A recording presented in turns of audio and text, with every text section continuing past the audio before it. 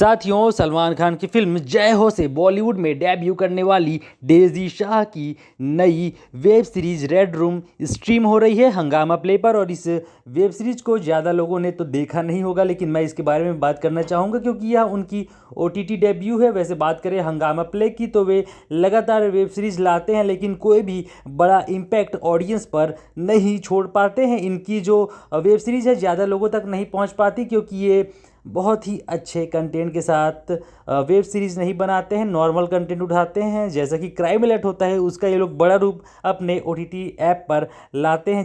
अब बात करें रेड रूम की, जो कि वेब सीरीज़ है डेज़ी शाह की डेब्यू वेब सीरीज़ है, तो इसमें करीबन 6 एपिसोड है और सारे एपिसोड्स 20 से 25 मिनट के बीच के हैं।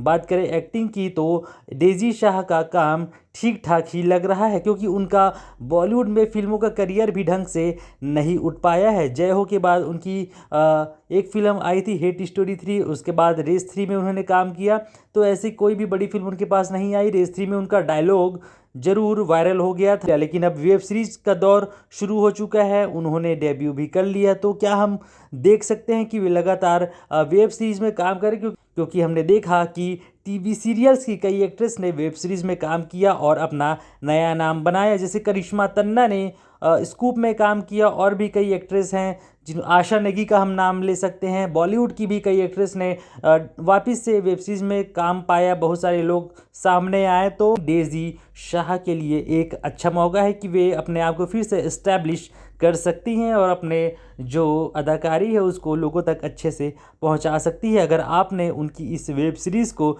देख लिया हो तो हमें कमेंट बॉक्स में बतलाएं। बने रहिए हमारे साथ और ऐसे ही खबरों के लिए इस चैनल को सब्सक्राइब करें, वीडियो को लाइक और शेयर करें। मुलाकात करते हैं नेक्स्ट वीडियो में, तब तक के लिए धन्यवाद, नमस्कार, जय जोहार।